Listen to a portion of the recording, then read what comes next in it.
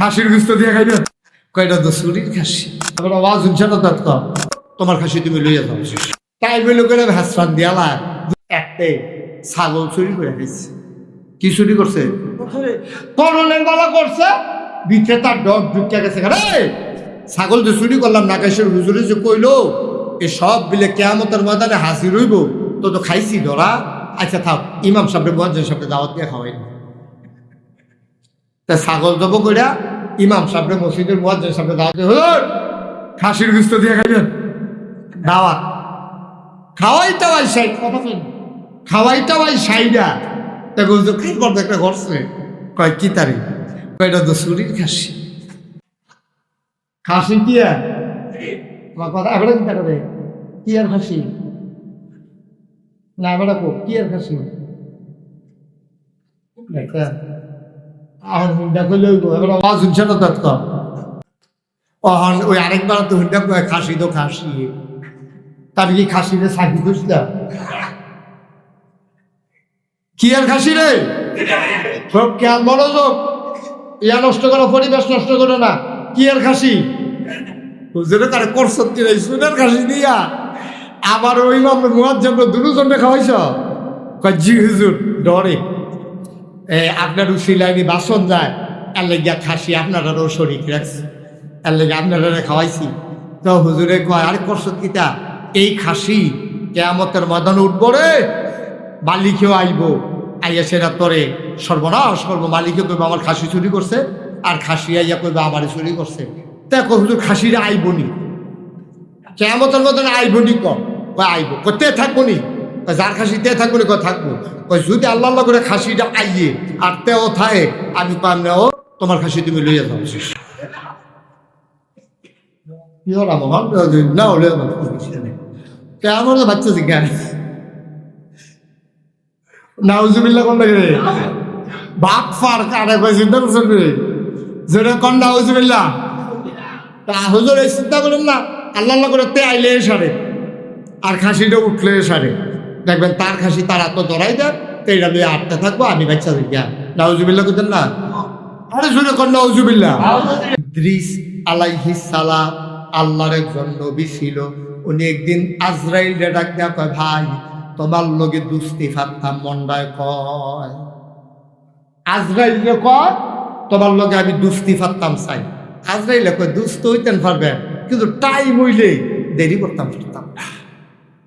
দুস্ত না যায় টাইম হইলে করে ভ্যাসরান দিয়ালা দুস্তে হাতলা করলাম রাগ হইতেন পারতাম না। কয় না দুস্ত আমি মরণের সময় হইলে সময় মতো যাইতাম চাই, কিন্তু তোমার কাছে যেই কারণে দুস্থ হইতাম চাই এটার আরেকটা কারণ আছে। কয় কি কারণ? কয় তুমি আমারে মরণের 3 মাস আগে 3টা ডাক দিবা। প্রথম মাসে কবা দুস্থ রেডিয়ন 3 মাস, 2 মাস পরে ডাকে রুসা রেডিয়ন 2 মাস, দুস্থ রেডিয়ন আর 1 মাস, এবার 3টা ডাক দিও ভাই, এইটার লাগে আমি তোমার দুস্থ বানাইতাম চাই। একদিন খুব খেয়াল কর আজরাইল আলাইহিস সালাম কয় দুস্থ রেডিও ওখানে কারবার করাইলেন উজু আসেনি, অজু টুজু করে রেডিও ওখানে আপনার রূহ কবজ করা হবে। তখন এই ইদ্রিস আলাইহিস সালাম ভাই এই যে ছেলে এই ছেলে ছেলে তোমার এটা কি তা ডাক্তার সিদ্ধা কথা বলে নাকি? তোমার এটা কি ব্যাধ হবে?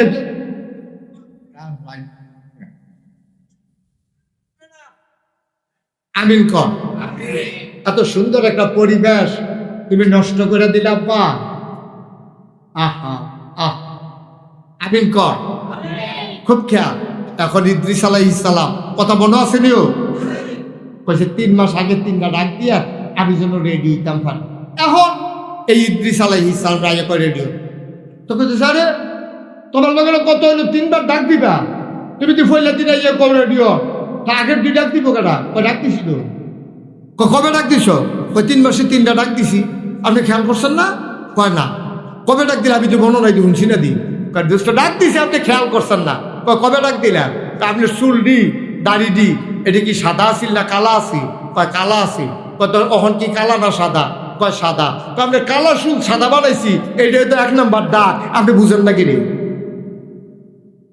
আপনার কালো চুলগুলো আমি সাদা বানাই দিলাম, এরপরে আপনি কোন ডাক দিছি না?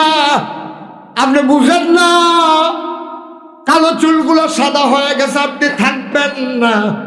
এইটারও আল্লাহ আপনার আকল দিছে না, আপনি বুঝেন না কা।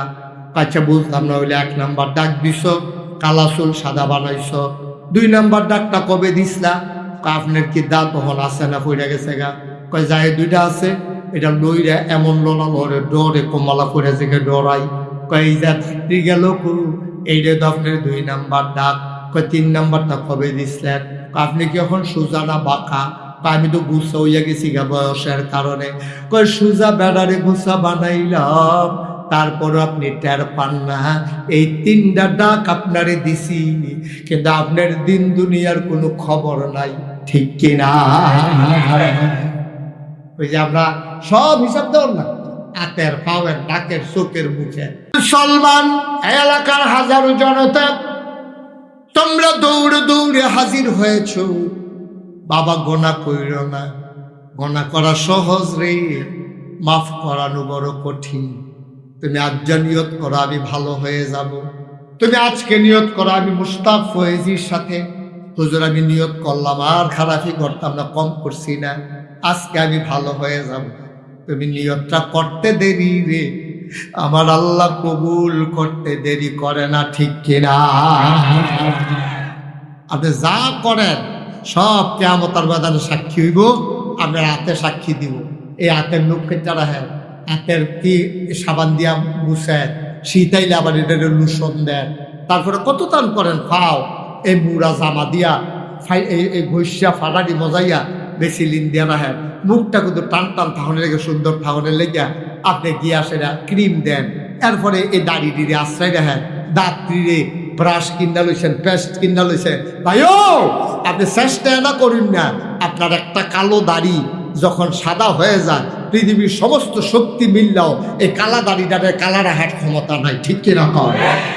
আপনারা তো শক্ত লোহার মতো 32টা দাঁত, উপরে 16টা নিচে 16টা, এই 32টা দাঁত আপনার লোহার মতো আল্লাহ দান করছে। এই বয়স্ক মানুষটিরে জিগাইয়ান, এক সময় আড্ডি বেড়াইয়া খাইয়া শুইয়া লাইছে, হয়তো গোস্তটাও সবাই তো পারে না, দিতে লইল কয় দিও না, আমার দ্বারা এই গোস্ত খাওয়া সম্ভব না। আব্বা আপনার এত ক্ষমতা, আপনি তো একটা কালা চুল কালা রাখতেন পারেন না, আপনার তো নাকের পানি পড়া শুরু হইলে আপনি বন্ধ করতে পারেন না, সুজা বেড়ানা আপনি গুছা হইয়া যায় জ্ঞান সেকেন্ডের ভিতরে, শক্ত লোহার মতো দাঁত পড়া যায়। এই জন্য